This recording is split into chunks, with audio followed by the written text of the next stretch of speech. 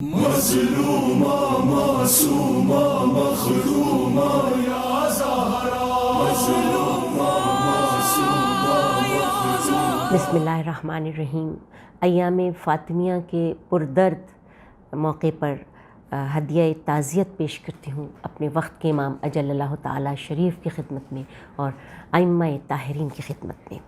ابتدا اس رب جلی کے نام سے جو رحمان الرحیم ہے اور جس نے اہل بیت علیہم السلام کو خلق کیا اور اپنی بارگاہ میں قرآن اور اہل بیت کے ذریعے سے ہماری رہنمائی فرمائی۔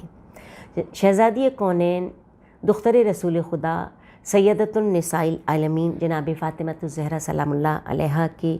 ارشادات کی روشنی میں جب ہم اپنے لیے راہ عمل متعین کرتے ہیں خواتین کے حوالے سے، تو بی بی کے ارشادات میری نگاہوں کے سامنے ہیں۔ خداوند عالم نے، بی بی نے فرمایا، خداوند عالم نے ایمان کو تمہارے لیے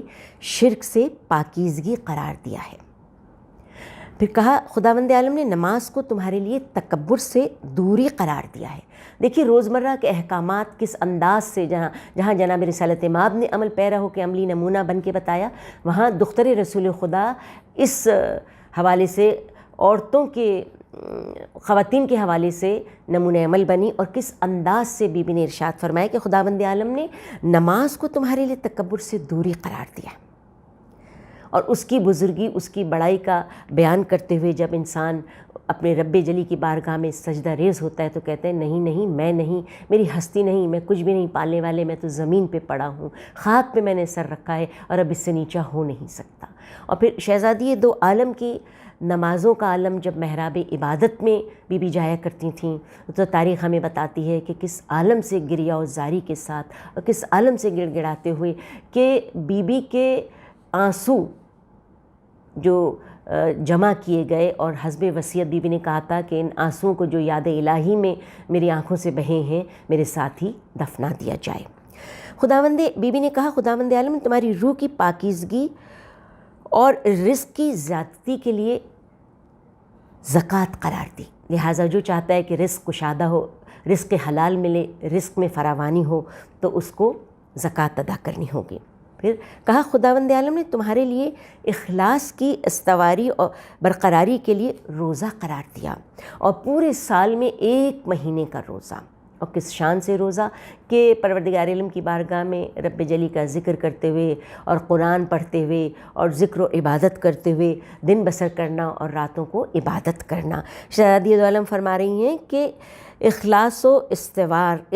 کی استواری کے لیے روزہ قرار دیا پروردگار عالم نے۔ اور پھر ہماری نگاہوں کے سامنے ہے کہ اہل بیت علیہم السلام تو پورا سال، یعنی صرف ماہ رمضان، ماہ سیام نہیں بلکہ تمام دنوں میں بھی روزہ رکھا کرتے تھے، دن کو روزے سے ہوتے تھے اور رات کو محراب عبادت میں ہوا کرتے تھے۔ لاکھوں درود السلام ان ذوات مقدسہ پر کہ جنہوں نے پروردگار علم کی بارگاہ میں روزے رکھے، اور جب روزہ افطار کرنے کا وقت آیا تو ان کے دروازے پر سائل نے آ کے صدا دی۔ شہزادی کونین نے، سیدہ دو عالم نے اپنے ہاتھوں سے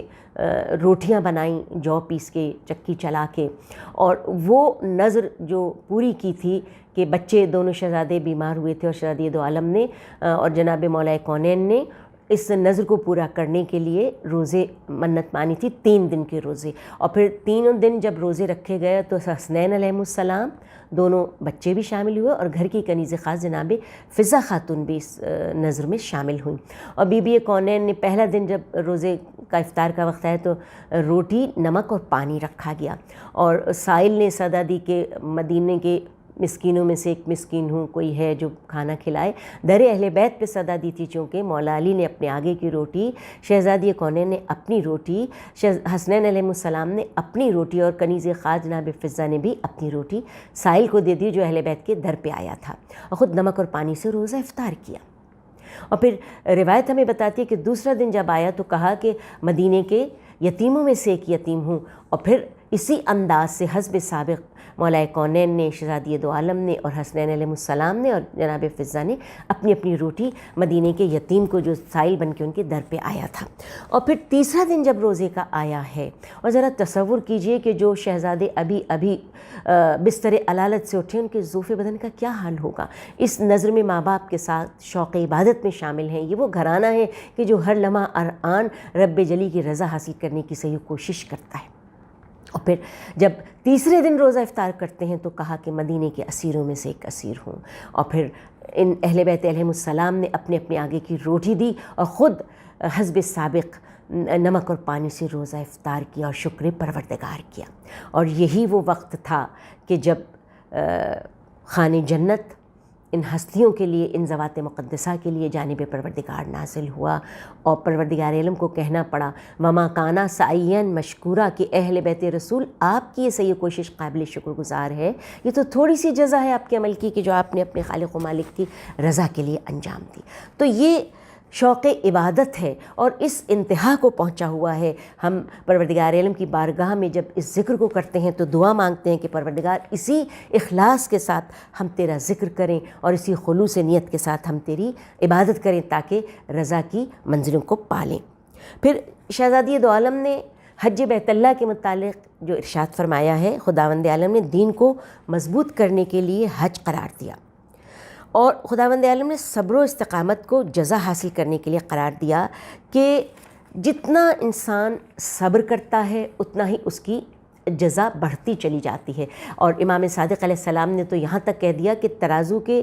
2 پلڑوں کی مانند ہے انسان کا عمل، کہ ایک پلڑے میں اس کا عمل ہے، دوسرے میں اس کی جزا ہے۔ اور پھر معصوم کہتے ہیں کہ جتنا عمل بڑھتا جائے گا، جتنی سختیاں، دشواریاں، امتحان کٹھن ہوتا جائے گا، اتنی ہی اس کی جزا بڑھتی چلی جائے گی۔ بس شہزادی دو عالم کہہ رہی ہیں کہ صبر اور استقامت کو جزا حاصل کرنا یعنی اس سے بہتر اور کوئی ذریعہ اور کوئی طریقہ نہیں ہے۔ جناب سیدہ کونین شہزادی دو عالم، ہم آپ کے جب کردار پر نگاہ ڈالتے ہیں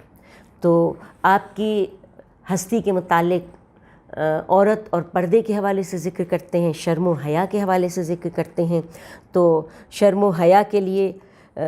جہاں پر ذکر ہوا تو کہنے والے نے کہا فہم و سپر و عز و شرافت ہے فاطمہ، شرح کتاب عصمت و عفت ہے فاطمہ، مفتاح باب گلشن جنت ہے فاطمہ، نور خدا و آیے رحمت ہے فاطمہ۔ لاکھوں درود و سلام ان ہستیوں پر، اس ذوات مقدسہ پر کہ وہ بی بی شہزادی کونین جو 70 پیوندار چادر پہنے اور آیے تطہیر جن ذوات مقدسہ کی شان میں نازل ہو جائے۔ اور پھر بڑی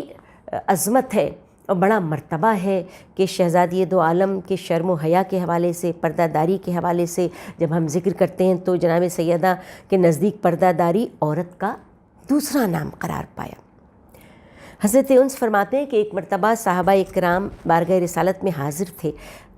آپ نے ارشاد فرمایا کہ عورت کی بہترین صفت کیا ہے؟ کسی سے اس سوال کا جواب نہ بن پڑا تو کہ حضرت علی جب اپنے گھر تشریف لائے تو شہزادی کونین خیر النساء طیبہ طاہرہ سیدہ سلام اللہ علیہ سے پوچھا عورت کی بہترین صفت کیا ہے؟ تو آپ نے جواب دیا نہ وہ کسی غیر مرد کو دیکھے اور نہ کوئی غیر مرد اسے دیکھے۔ تو جناب رسالت مآب سے جب جناب مولا کونین نے بیان فرمایا تو حضور نے فرمایا فاطمہ میرا پارے جگر ہے اور اس کی رائے میری رائے ہے۔ ترجمان وحی نے حیا کو نصف ایمان قرار دیا، اور جناب سیدہ کونین نے بھی عورت کو اس حیا کے پردے میں رہنے کی تاکید کی، کیونکہ باحیا انسان ہر قسم کی برائی سے اجتناب کرتا ہے۔ اور یہاں ایک واقعہ ایسی زمن میں بیان کرتی چلوں کہ ایک بار حضرت عبداللہ بن مکتوم صحابی رسول خدا سرور کائنات کے ساتھ حضرت فاطمہ الزہرا سلام اللہ علیہ کے گھر پر تشریف لائے۔ فاطمہ الزہرا کے پاس چادر چھوٹی تھی، جب سر ڈھانپتی تھی تو پاؤں کھل جاتے اور جب پاؤں ڈھانپتی تو سر سے سرک جاتی۔ حضور اکرم نے فرمایا بیٹی تم اتنی کاوش کیوں کر رہی ہو؟ عبداللہ تو نابینا ہے۔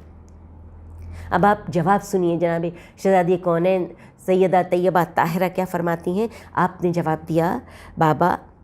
وہ نابینا ہے مگر میں تو نابینا نہیں ہوں۔ یعنی پردے کا اتنا خیال ہے کہ کس انداز شرم و حیا کے ساتھ بی بی اس عزم و شرافت کو اپنے کردار کے ذریعے سے بلند کر رہی ہیں۔ اور کیا جملہ ہے کہ بی بی فرما رہی ہیں کہ اگر وہ نابینا ہے تو بابا میں تو نابینا نہیں ہوں۔ ہم اسی اسوہ حسنہ کو لے کر، اسی دولت اسلام کو حاصل کرنے کے لیے اس کاروان میں شامل ہوتے ہیں اور یہ سوچتے ہیں کہ اب شہزادی کونین کا مقام مرتبہ جو اتنا بلند ہے، جو شوہر کی شریک کار ہے۔ بچوں کی تربیت کے حوالے سے جب ہم ذکر کرتے ہیں تو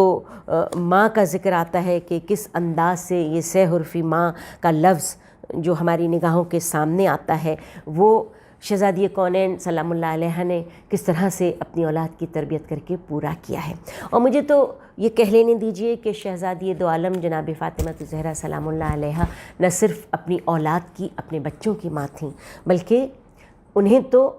خود ہی ان کے پدر گرامی نے کہا کہ فاطمہ تم تو ام ابیہا ہو۔ اور وہ واقعہ یقیناً آپ واقف ہوں گے کہ جب آپ پریشان گھر کے اندر تشریف لائے اور زخمی حالت میں تشریف لائے تو اپنے بابا کے جسم مبارک سے تمام تر گرد کو صاف کیا اور پھر آپ کے زخموں کو دھویا، صاف کیا، اور کس انداز سے دل آزاری کی ہے کہ جناب رسول خدا کو جو شفقت اور محبت بیوی نے اپنے پدر گرامی پر لٹائی ہے، تو بے اختیار رسول خدا کی زبان پہ آیا کہ فاطمہ تم تو ام ابیہا ہو۔ کیا کہنا ہے اس بی بی کے کردار کی عظمت کا کہ جس کا باپ خود اسے باپ کی ماں قرار دے۔ اور ہمارا لاکھوں درود السلام ہو شہزادی دو عالم پر کہ جو مادر حسنین ہیں، جو مادر زینب ام کلثوم ہیں، اور جن کی تربیت کے جوہر ہمیں بعد وفات سیدہ نظر آتے ہیں کہ جب حسن مشتبہ کہ جنہوں نے حق کی خاطر صلح کر کے کس انداز سے صلح نامے پہ دستخط کیے اور زہر جفا کو منہ سے لگا لیا کہ جن کے جگر کے ٹکڑے ان کے لبوں سے باہر آئے۔ پھر ہمارا لاکھوں درود السلام و سیدہ کی گود کے پالے پر کہ جن کے جوہر عرض مقدس کرب و بلا پر دکھائی دیے ہیں کہ کہا کہ میری زندگی کی سانس کا آخری لمحہ بھی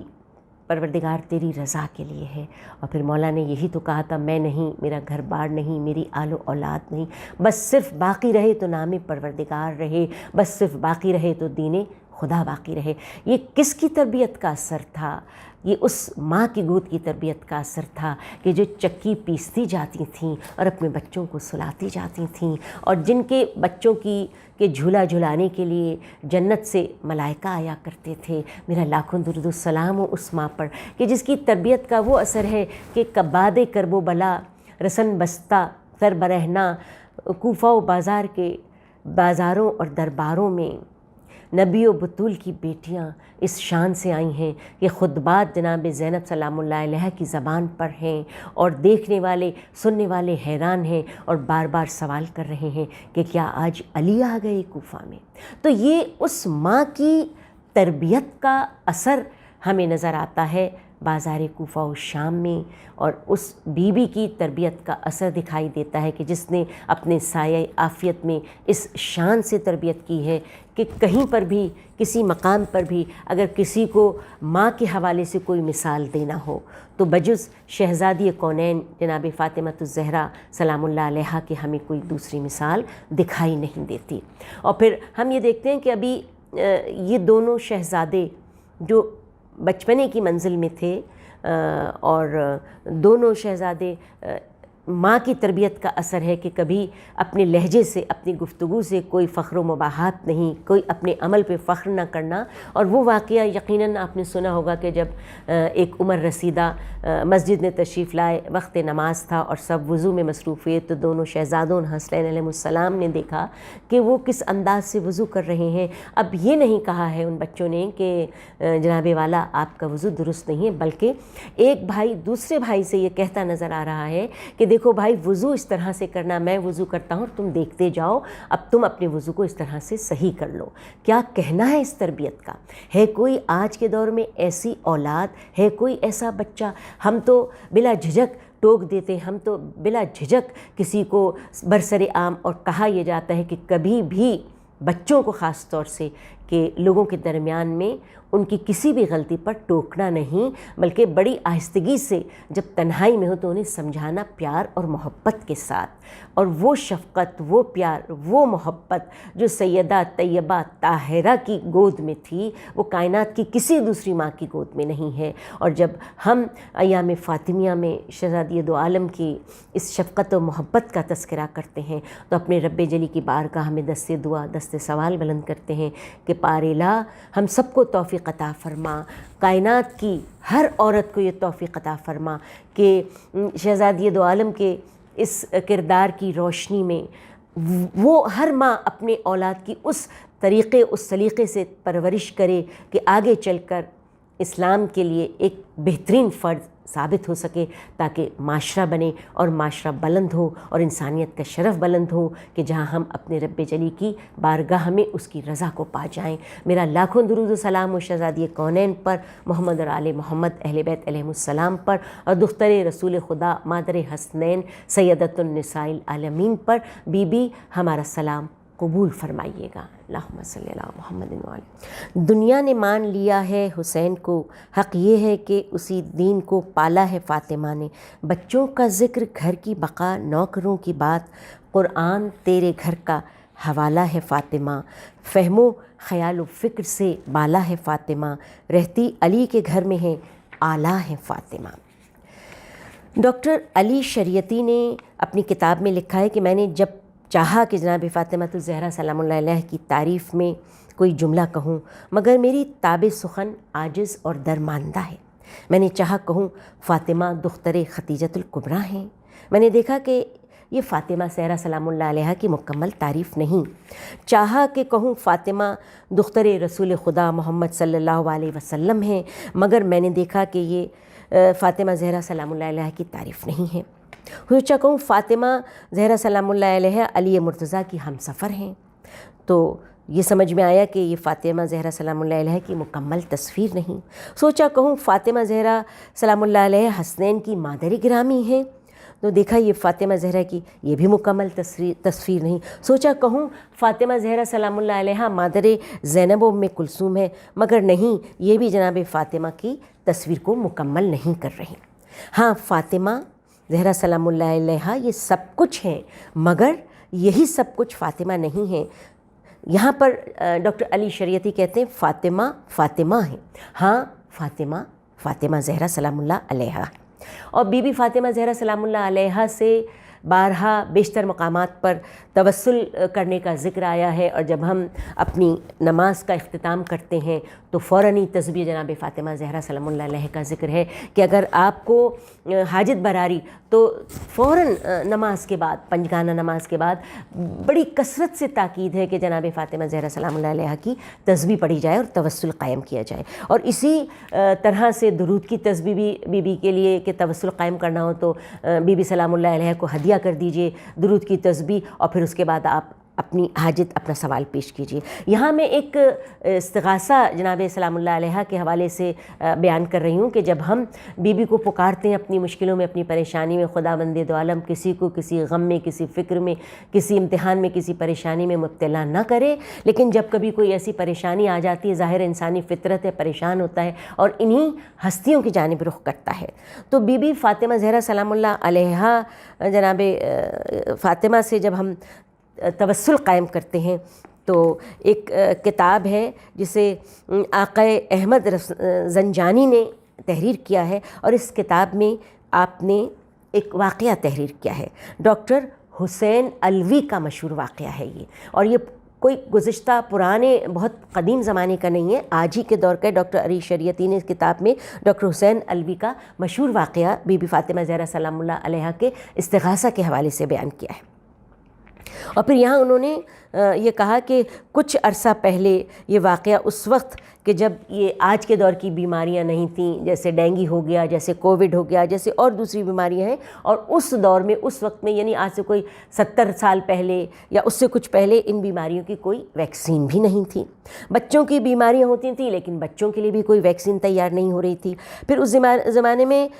جب کوئی بیمار ہوتا تھا تو پھر علاج بڑا مشکل ہو جاتا تھا، مرض لا علاج ہو جایا کرتا تھا۔ تو یہ جو ڈاکٹر حسین علوی ہیں، انہوں نے ان کا جو واقعہ بیان کیا ہے، انہوں نے کہا ہے کہ فرانس میں ایران کے ڈاکٹر علی حسین علوی کو بھی بلایا گیا، ایک سیمینار تھا،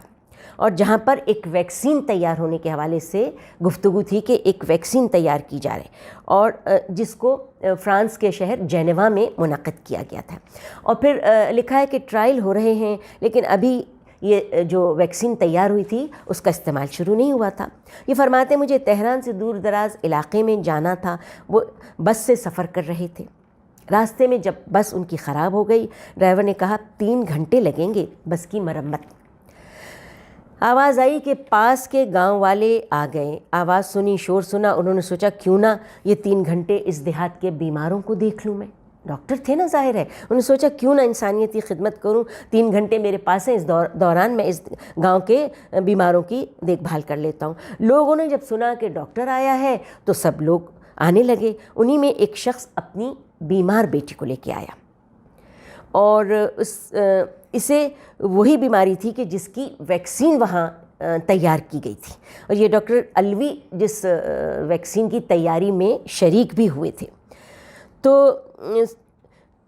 سوئٹزرلینڈ کی لیب میں یہ تیار ہو رہی تھی, اور جینیوا میں اس کی جب یہ جینیوا کی لیب میں بھی یہ تیاری ہوئی تو آپ نے وہاں پہ شرکت کی تھی اس کی تیاری میں. تو کہتے ہیں ڈاکٹر کہ میں نے بچی کو دیکھا, میں ہنسا بھی اور رویا بھی. یہ کہتے ہیں کہ میں نے جب بچی کو دیکھا تو میں اس کو دیکھ کے ہنسا اور رویا. وہ جو ایک دیہاتی اپنی بیٹی کو لے کے آیا تھا, تو کہا کہ اس لیے رویا بھی اس لیے کہ اس بیماری کا ویکسین جینیوا کی لیبارٹری میں تیار ہو رہا ہے, اور رویا اس لیے کہ ابھی وہ ویکسین دنیا میں کہیں باہر نہیں مل رہی ہے. ظاہر ہے کہ نہیں رونا آیا کہ کسی طرح سے اس بیماری کا خاتمہ ہو جاتا ہے, یہ بچی ہے ابھی, اور باپ اس کو لے کر آئے اور بڑا مجبور دکھائی دیتا ہے. ایسے میں اس بچی کے باپ نے کہا آپ میری بچی کا علاج کریں گے؟ اور اب میں نے وہ کام کرنے کا سوچا, یعنی یہ ڈاکٹر کہہ رہے ہیں, ڈاکٹر الوی کہہ رہے ہیں میں نے وہ کام کرنے کا سوچا جو ایسے موقع پر ڈاکٹر کیا کرتے ہیں, یعنی خالی سرنج لے کر ڈسٹل واٹر بھر کے لگا دیتے ہیں مریض کی تسلی کے لیے. میں نے سوچا کہ اپنی دواؤں, یہ سوچ کر میں نے اپنی دواؤں کا کیس کھولا, اور جو ہی وہ کہتے ہیں میں نے کیس کھولا دیکھا کہ اس میں وہی ویکسین جو وہاں تیار ہو رہی تھی اور جس کی تیاری میں میں موجود تھا اس وقت, غلطی سے میرے باکس میں وہ آ گئی اور میرے ساتھ یہاں تک آ گئی. غلطی سے میں نے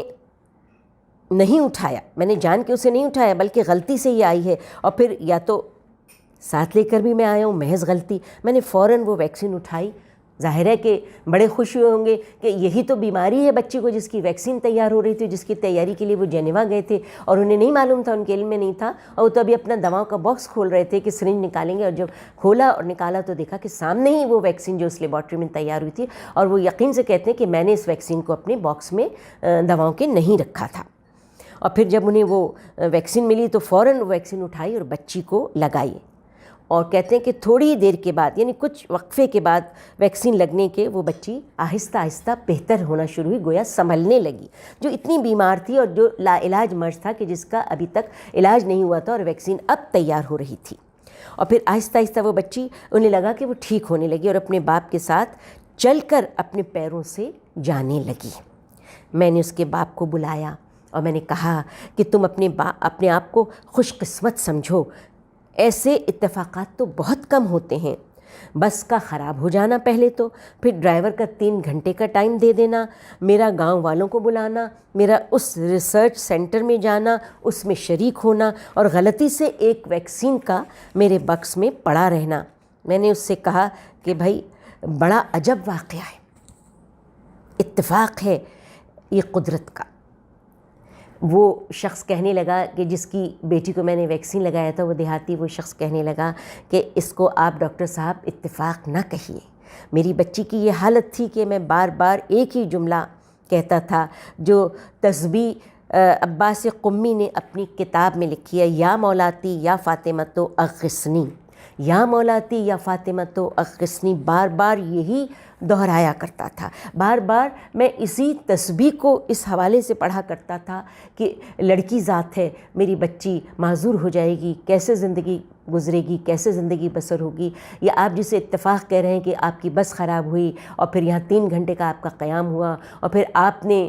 سب مریضوں کو, ہمارے دیہات کے گاؤں کے لوگوں کو دیکھنا شروع کیا, اور میری بچی کو آپ نے دیکھا, اور آپ یہ فرماتے ہیں کہ اتفاقاً یہ ویکسین آپ کے ساتھ آ گئی. ان کا کہ ایسا نہیں ہے, میں بار بار اسی تسبیح کو دہراتا تھا,